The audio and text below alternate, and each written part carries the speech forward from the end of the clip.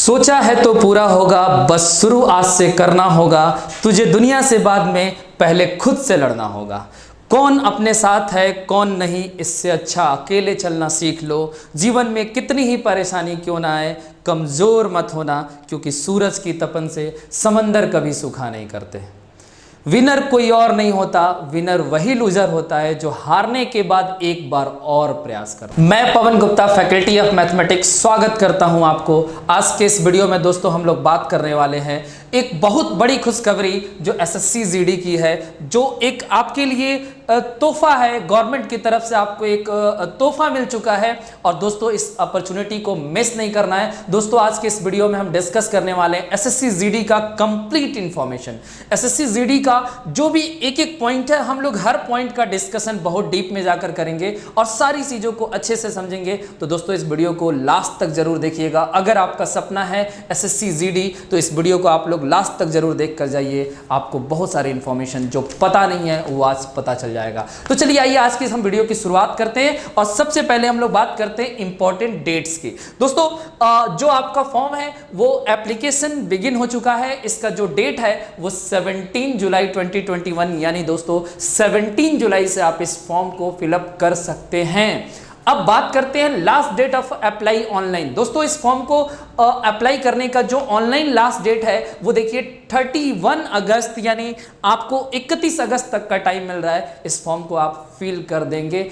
Date से पहले आपको फिल कर देना है, 10 दिन पहले ही आप लोग फॉर्म फिल करके रेडी हो जाइए। अब दोस्तों बात करते हैं कि एग्जामिनेशन फी का जो डेट है वो लास्ट डेट क्या है। तो मैं आपको बता दूं कि आपको एग्जामिनेशन फी पे करने का जो लास्ट डेट है वो 2 सितंबर तक है। आराम से आप लोग फी पेमेंट करिए और इस फॉर्म को फिल करिए। दोस्तों एग्जाम डेट की अगर मैं बात करूं तो ऐसा अभी कोई डेट नहीं है, एग्जाम डेट अभी नहीं आया है।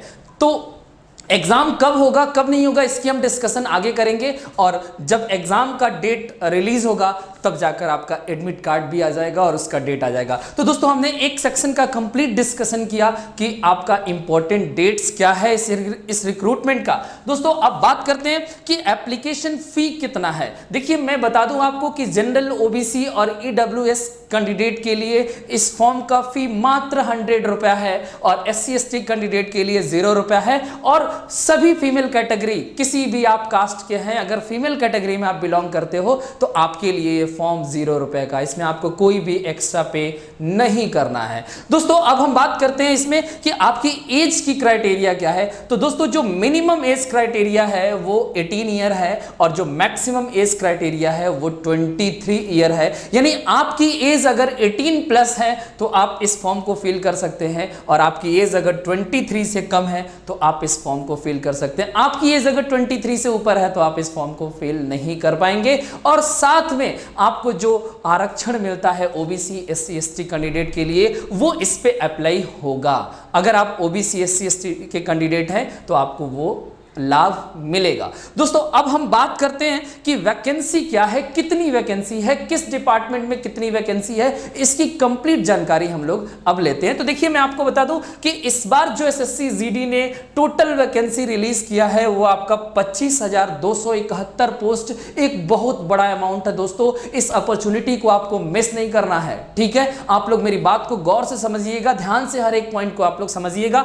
और सबसे बड़ी बात है कि इस भर्ती को कौन बच्चा अप्लाई कर सकता है। तो जिसकी भी क्वालिफिकेशन अगर 10th पास बच्चा इस फॉर्म को फिल कर सकता है। एक बहुत बड़ी अपॉर्चुनिटी है एसएससी जीडी। आप समझिए बहुत सारे बच्चों का ये सपना होता है कि एसएससी जीडी में हम जाएं, देश सेवा करने का आपको मौका मिल चुका है। दोस्तों अब हम बात करते हैं कि इसमें आपका जो पोस्ट है वो 25,271 में कितने मेल कैंडिडेट के लिए है और कितने पोस्ट आपके फीमेल कैंडिडेट के लिए। तो मैं आपको बता दूं कि 22,424 पोस्ट आपका ये रिजर्व है फॉर मेल, यानी पुरुषों के लिए, लड़कों के लिए, और फीमेल कैटेगरी के लिए 2847 पोस्ट रिजर्व कर दिया गया है। ये पोस्ट फीमेल के लिए है। दोस्तों अब मैं आपको कंप्लीट इंफॉर्मेशन बताऊं कि जो बीएसएफ है, आप जैसा जानते हो बॉर्डर सिक्योरिटी फोर्स, इसमें आपका जो कंप्लीट वैकेंसी है उसमें से 7545 यानी 7545 पोस्ट आपका बीएसएफ के लिए रिजर्व किया गया है। और सीआईएसएफ जो कि एक बहुत अच्छा पोस्ट माना जाता है, हर बच्चे का सपना होता है कि हम सीआईएसएफ में जाएं, सेफ सेफ जॉब बच्चा मानता है, तो इस सीआईएसएफ में आपका 8,464 पोस्ट रिजर्व कर दिया गया है। और इस बार सीआरपीएफ में एक भी पोस्ट नहीं है, 0 पोस्ट है। बात समझ आ रही होगी आपको। और एसएसबी में आपका 3,806 पोस्ट आपका रिजर्व किया गया है और आईटीबीपी में 1,431 यानी 1,431 पोस्ट रिजर्व हो चुका है। दोस्तों असम राइफल्स की बात करूं एआर की, तो इसमें आपका 3,785 पोस्ट इसमें आपको मिलेगा और एनआईए में आपका 0 पोस्ट है। और साथ में एसएसएफ की मैं बात करूं तो यहां पे 240 पोस्ट रिजर्व किया गया है। दोस्तों ये जो मैं पोस्ट का आपको इंफॉर्मेशन बता रहा हूं इसमें मेल फीमेल दोनों का है। और अगर इसकी और डिटेल में आपको जानकारी चाहिए कि जैसे मैं आपको बताऊं कि बीएसएफ में जो आपका 7,545 पोस्ट है, तो अब इसमें मेल का कितना है, फीमेल का कितना है, और उसमें भी आपका जनरल कैटेगरी का कितना है, ओबीसी का कितना है, अदर कैटेगरी का कितना है, ये सारी जानकारी मैं आपको दूंगा, लेकिन वो आपको एक पीडीएफ के थ्रू मिलेगा। मैं बताऊंगा कि उस पीडीएफ को लेने के लिए आपको क्या करना है, ठीक है। तो आप लोग मेरी बात को ध्यान से सुनते रहिए। अब आइए हम बात करते हैं कि इस एग्जाम का जो प्रोसेस है, एग्जामिनेशन प्रोसेस है, सिलेबस है, आपको कैसे सिलेक्शन मिलेगा, क्या क्या चीजें आपको करनी पड़ेगी इस एग्जाम में क्वालिफाई होने के लिए। तो आइए अब उस पर हम डिस्कस करते हैं। तो दोस्तों आइए अब बात कर लेते हैं एग्जाम पैटर्न की। दोस्तों हमारा जो कंप्लीट एग्जाम पैटर्न है उसमें आपका टोटल 4 स्टेप्स होंगे। मैं आपको 1 बाय 1 करके सारे स्टेप्स के बारे में बताऊंगा, लेकिन पहले आपको मैं ओवरव्यू दे दूं कि जो 4 स्टेप है उसमें जो आपका पहला स्टेप है, देखिए ध्यान से पढ़िए आप लोग, कंप्यूटर बेस्ड एग्जामिनेशन सीबीई, यानी कि पहला आपका जो प्रोसीजर है उसमें आपको एक कंप्यूटर बेस्ड एग्जामिनेशन क्लियर करना होगा। जिस बच्चे ने ये एग्जाम क्लियर कर लिया होगा उसको फिर नेक्स्ट स्टेप यानी फिजिकल इफिशिएंसी टेस्ट के लिए बुलाया जाएगा। मैं आपको अभी डीप में बताऊंगा कि फिजिकल इफिशिएंसी टेस्ट का क्या मतलब है। आफ्टर दैट आपका होगा फिजिकल स्टैंडर्ड टेस्ट पीएसटी, और एक लास्ट स्टेप होगा दोस्तों डिटेल्ड मेडिकल एग्जामिनेशन, जिसको हम बोलेंगे डीएमई। अब आइए हम लोग बात करते हैं स्टेप बाय स्टेप की। जो हमारा कंप्यूटर बेस्ड एग्जाम होगा उसमें कौन कौन से टॉपिक कवर किए जाएंगे, कितने नंबर का होगा, कितना टाइम मिलेगा, हम एक एक पॉइंट पे सबकी बात करेंगे। तो आइए बात करते हैं कि जो हमारा पहला प्रोसीजर है कंप्यूटर बेस्ड एग्जामिनेशन सीबीई में आपका कंप्लीट प्रोसेस क्या होगा और उसका सिलेबस क्या होगा, हम लोग एक एक चीज को डिस्कस करने वाले हैं। देखिए जो आपका कंप्लीट सिलेबस है उसमें आपका रीजनिंग होगा, जीके एंड जीएस होगा, मैथ्स होगा और इंग्लिश या हिंदी में से कोई एक आप चूज कर सकते हैं। दोस्तों मैं आपको बता दूं कि जो आपका टेस्ट होगा उसमें 4 सेक्शन होंगे। चारों सेक्शन में आपका फर्स्ट सेक्शन रीजनिंग का होगा, second GK and GS, third maths और चौथा सेक्शन आपका हिंदी और इंग्लिश में से कोई एक आपको चूज करना होगा। दोस्तों नंबर ऑफ क्वेश्चन की मैं बात करूं तो हर सेक्शन से आपके 25 क्वेश्चन पूछे जाएंगे और इच क्वेश्चन आपका 1 मार्क्स का होगा, यानी एक सेक्शन आपका 25 नंबर कवर करेगा। और इस तरीके से आपके पूरे पेपर में 100 क्वेश्चंस होंगे, 100 मार्क्स का होगा। और इस पूरे पेपर को करने के लिए आपको 1.5 आवर यानी कुल मिलाकर आपको 90 मिनट का समय मिलेगा। दोस्तों सबसे अच्छी बात यह है कि यहाँ पे इस एग्जाम में आपका कोई भी नेगेटिव मार्किंग नहीं होगा, यानी कि आप क्वेश्चन को सही करेंगे आपको नंबर मिलेगा, गलत करने पर आपका नंबर माइनस में नहीं जाएगा। तो ये सबसे बड़ा प्लस पॉइंट है आप सभी कैंडिडेट्स के लिए। चलिए आइए अब हम बात करते हैं सेकंड स्टेप जो हमारा है, जो इसमें फिजिकल टेस्ट है उसमें क्या क्या क्राइटेरिया है, उन सब सारी बातों को भी हम लोग डिस्कस कर।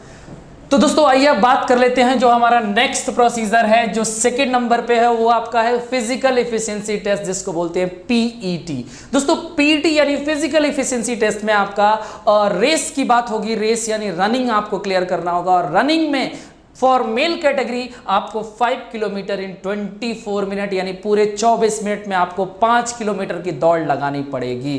तो रेडी हो जाइए दौड़ के लिए, प्रैक्टिस करते रहिए। और दोस्तों फिर हम बात करेंगे फॉर फीमेल कैटेगरी के लिए, बहुत ही आसान है, 1.6 किलोमीटर इन 8 होल 1/2 मिनट यानी 8.5 मिनट में आपको 1.6 किलोमीटर ओवरऑल 1600 मीटर की आपको दौड़ लगानी है। बहुत ही ईजी है, टफ नहीं है। प्रैक्टिस करते रहिए, लगातार प्रैक्टिस में आप रहिए, पढ़ाई के साथ साथ आप प्रैक्टिस करेंगे करेंगे तो आपका फिजिकल एफिशिएंसी टेस्ट की तैयारी अच्छी हो जाएगी। दोस्तों अब मैं थर्ड की बात करूं तो देखिए थर्ड जो प्रोसीजर है, थर्ड जो आपका स्टेप है वो आपका है फिजिकल स्टैंडर्ड टेस्ट, जिसको बोलते हैं पीएसटी।